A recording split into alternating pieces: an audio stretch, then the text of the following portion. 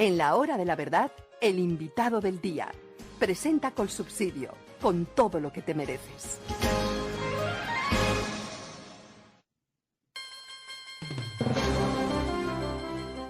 Senadora Paloma Valencia, muy buenos días. Muy buenos días, doctor Londoño. Un gusto y un gran honor poder conversar con usted, el equipo de la Hora de la Verdad y sus oyentes. Senadora, si la gente se quisiera manifestar en favor del gobierno de Gustavo Petro, está en su más perfecto derecho, esa es la democracia. Y el gobierno tiene contradictores y puede tener amigos. Lo que sorprende, y sobre lo que quisiéramos tener su opinión, es que esas marchas de apoyo las financien todos los colombianos, las paguemos de nuestro bolsillo, corran a cargo su financiación del Tesoro Nacional. Su opinión, senadora. Tal cual usted está diciéndolo, doctor Londoño, esto lo que significa es que para poder tener un grupo de agitadores políticos que estén defendiendo las políticas del gobierno Petro, el gobierno no le pareció sino que tenía que sacar la plata pública para empezar a pagar quienes se manifiesten a favor de sus políticas. Y por supuesto, cuando uno piensa en las manifestaciones de Gustavo Petro, lo primero que le llega a la cabeza son las manifestaciones del paro destructor, el paro que quebró negocios, el paro que destruyó en los sistemas de transporte masivo, el paro que acabó con el suroccidente, que secuestró ciudades y calles. Entonces, esto puede ser mucho más grave porque incluso muchos lo han interpretado como la eventual financiación de una primera línea. Estamos hablando de que se rompe un principio elemental, y es que la protesta estatal pues es protesta. ¿Qué tal, doctor Londoño, uno contratar gente para que proteste a favor de uno desde el Estado? Para que proteste, pero ¿contra qué están protestando? ¿Contra los que quieren contradecir el gobierno? ¿Contra los que no quieren aprobar en el Congreso las reformas del gobierno? ¿Esas son protestas? ¿Esas son las marchas? Contra todo aquel que se oponga a lo que diga el gobierno, pero además está ampliamente enfocado en el tema agrícola. ¿Qué quiere decir esto? Que si, por ejemplo, un propietario dice, no quiero vender tal finca, entonces ellos pueden iniciar una protesta en contra del propietario para obligarlo a vender, pero con una cosa más grave, doctor Londoño, y es que Colombia no se puede olvidar que aquí el mecanismo más eficaz para toda esa expropiación del Estado ha sido la invasión. Entonces, primero usted invade el predio, cuando ya nadie lo quiere comprar, pues entonces eventualmente aparece el Estado y se lo compra. Bien barato y ya, pues por lo que ellos quieren. Y pareciera que estos colectivos también pueden servir como un incentivo de la invasión de tierra, porque en la medida en que el ciudadano se oponga a vender su tierra y los colectivos se activen, pues uno queda en una situación bastante precaria. Entonces van a llevar una confrontación formal al campo, donde los empresarios y los campesinos o estos colectivos van a entrar en confrontación. Y a eso hay que sumarle, doctor Londoño, un elemento que puede ser muy complejo, porque entre las funciones que crean estos cuerpos campesinos, también hay una que dice que ellos van a encargarse de medir la productividad. Y la inmediata pregunta que uno se hace es que como la expropiación que van a hacer al ciudadano viene amarrada con un supuesto problema de explotación de la tierra, si son estos colectivos los que se supone que van a dar razón al Estado para que digan, este señor no produce las condiciones que se necesitan, y cuando ellos lo digan, pues usted ya queda además cumpliendo los requisitos para que le puedan hacer una expropiación. Creo que van a llevar una gran confrontación al campo colombiano. Bueno, y ese principio rige también, por ejemplo, para las tierras en el Cauca. El primer terrateniente de las tierras en el Cauca es el indígena, el propietario indígena. Le han dado o se han tomado enormes extensiones de tierra. Han invadido tierras en el norte, en las vecindades o dentro de los ingenios o tierras sembradas de caña. ¿Y cuál es la productividad de esas tierras? ¿Qué es lo que ha pasado? ¿No es la hora de que midiéramos cuál ha sido el efecto de la enorme cantidad de tierra que tienen los indígenas en el Cauca y otras regiones del país? Claro, doctor Londoño, yo creo que es que aquí hay que hablar sobre la productividad de la tierra, pero resulta que la productividad es una si usted es un propietario mestizo, por decirlo. Pero si usted es indígena, entonces tiene derecho a la conservación y a la contemplación de la tierra. Entonces no hay necesidad de ponerla productiva. Eso es lo que más preocupa, porque entre otras cosas, imagínese que yo le comentaba a usted la vez pasada que hablábamos sobre el decreto de expropiación, que básicamente viene con un modelo de economía centralmente planificada, donde lo que dice es que el Estado puede expropiarlo. Si usted, uno, no tiene la productividad que el Estado considera que usted debe tener, esto es, el Estado le va a decir cuánto debe usted producir. Lo que no siempre es posible, porque usted puede tener limitaciones de agua, puede tener limitaciones en el mercado, en fin, tantos criterios que hay para definir. Pero lo segundo, el Estado es el que le dice qué se puede sembrar en su tierra. Y usted, si siembra cosas que no están en las habilitadas por el gobierno para la siembra, entonces termina también pudiendo perder su tierra. 3, cualquier daño ambiental. Entonces ellos deciden, no, es que esta finca debiera ser un bosque, y entonces se la vamos a quitar al señor. Y la siguiente pregunta que usted se hace es, bueno, ¿y quién va a decidir qué tipo de ecosistema es y cuál es la gravedad del daño ambiental? Un politiquero a cargo del gobierno. Entonces aquí lo que está poniéndose muy entredicho es la propiedad sobre la tierra. Y hay que decirlo claramente, tal cual se hizo en Venezuela. Y la gente quedó contenta porque le decían, le vamos a entregar la finca. Pero después no pudieron hacerla producir por los costos, por la dificultad, porque ser empresario del campo es una cosa difícil y costosa. Y terminaron en la pobreza en Venezuela, como rápidamente podemos terminar nosotros cuando el primer golpe a la propiedad se asiente y todo el mundo quiere salir a venderlo todo. A este propósito, senadora, ¿qué pasó con las invasiones de tierras en el norte del Cauca, en las vecindades de los ingenios? Porque hubo presiones, hubo invasiones muy serias, tuvimos protestas o contraprotestas de gente de raza negra que tenía sus propiedades y que tenía su trabajo en los ingenios. Ahí hubo un conflicto social grave. ¿Eso pasó? ¿Eso se regularizó de alguna manera?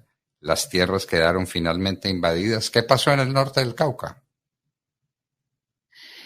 Es una situación desesperada, doctor Londoño, porque las tierras siguen invadidas, pero además con unos daños ambientales. Por ejemplo, una finca que está en Santander de Quilichao, que se había tomado el trabajo de reconstruir todo el ecosistema del bosque seco tropical, y que habían hecho pues todo un esfuerzo por tener zonas de conservación. Llegaron los indígenas y arrasaron con todos esos ecosistemas, causándole un daño gigantesco al ecosistema, pero además a la posibilidad de agua para el municipio. Y luego usted mira lo que ha pasado en el norte, las tierras invadidas siguen invadidas y las tierras que quieren invadir siguen en la lista. Y ha sido tan fuerte la confrontación con los afros que defienden sus trabajos, las tierras que ellos mismos tenían, pues que ya lo que ha habido es ya muertos, lo que ha habido es una enorme dificultad para bajar los ánimos, pero sobre todo pues ya algunos ingenios, los más pequeños, dicen, nosotros no vamos a seguir en el campo. Entonces eso además va a significar la pérdida de muchos empleos y el empobrecimiento de la región. Dentro de este panorama, senadora, ¿cuáles son los agricultores o aspirantes a ser agricultores que van a marchar el 27 o 28 de septiembre con La Plata? Promovidos, desde luego les contratan los buses, les dan sándwiches, les dan con qué sobrevivir durante la marcha. Pero ¿qué va a pasar el 27 o el 28 de septiembre y quiénes son los que van a marchar? ¿Dónde están? ¿Dónde están los interesados en la marcha? Pues doctor Londoño, esa es una cosa que uno no deja de entender, o más bien, no logra entender, porque aquí lo que estamos viendo es un gobierno provocando marchas como en contra del Congreso, un gobierno provocando marchas contra todo aquel que se oponga a sus propósitos, pero recordemos también que este país ya vivió unas épocas donde los grupos ilegales presionaron para la invasión de tierras y para la venta de tierras. Hay que recordar el fenómeno del Cauca, donde más de 100.000 hectáreas de la mejor tierra de Colombia y de la más productiva de Colombia fue expropiada. Y la fórmula fueron las invasiones y la violencia por parte de los grupos ilegales, obligando a los propietarios a vender. El dicho que se acuñó entonces fue: la viuda vende más barato. A uno le preocupa que lo que estén pensando es repetir todo este asunto de la violencia con manifestación pacífica, donde la manifestación pacífica suple las necesidades de disimular la presencia de los grupos ilegales. Y el Estado, más bien, ayuda a que a usted le quiten lo que es suyo. Hay cosas que no son difíciles de medir. El Cauca, usted lo sabe demasiado bien, fue uno de los grandes productores de leche en Colombia. ¿Qué pasó con toda esa producción? ¿Se mantiene? ¿Ha sido afectada? ¿Cuál ha sido el resultado de esa presión sobre la tierra ejercida contra los propietarios legítimos de ella? Pues doctor Londoño, si usted mira las cifras de la primera reforma agraria, antes de la primera reforma agraria, el Cauca era el primer productor de ganado vacuno, es decir, para carne. Éramos el primero, éramos el tercero en leche en Colombia. Y hoy estamos con unos indicadores sociales como los del Chocó. Entonces no es cierto que se haya solucionado el problema de la pobreza, se agravó con una situación adicional, y es que eso generó que nadie invirtiera en el campo. Y el Cauca terminó siendo un departamento con una producción agrícola mucho más pequeña, pero sobre todo con unos enormes riesgos para los propietarios. ¿Qué es lo que puede pasar en Colombia? Pues que con una o dos amenazas la gente deje de invertir en el campo. Eso va a generar un desempleo muy grande, pero al mismo tiempo va a generar, y seguramente lo generará, pánico en las inversiones del sector agropecuario, de manera que nadie va a querer invertir en el campo. Y entonces dicen, no, es que lo van a hacer los campesinos directamente. Pues ojalá siembren algo, pero la verdad es que ser empresario agrícola cuesta muchísimo, es difícil, muchos fracasan. Imagínense lo que va a hacer el Estado acompañando nuestros campesinados. Eso no tiene cómo salir bien. Bueno, mire Venezuela y tiene la respuesta.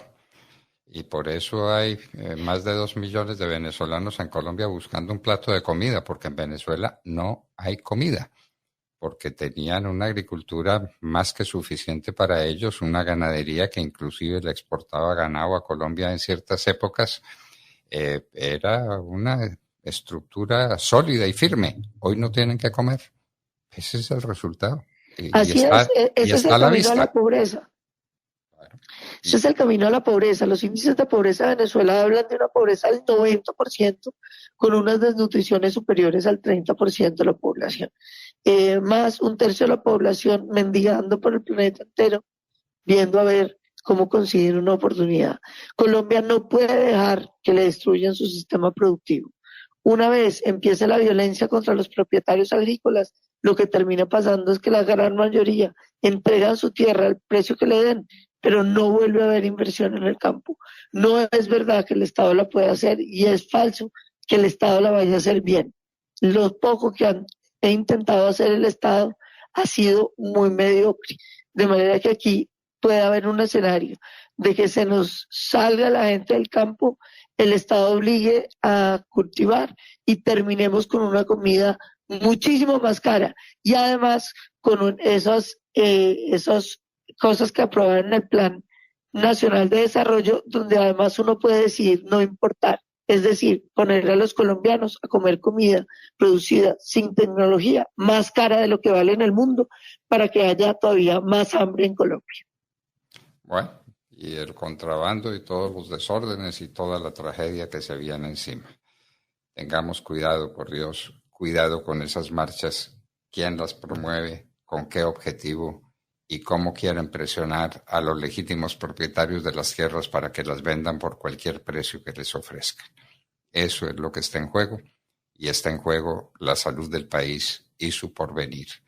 Y ojo, el hambre, más cornadas da el hambre. Hemos recordado muchas veces las palabras del famoso torero español, el cordobés.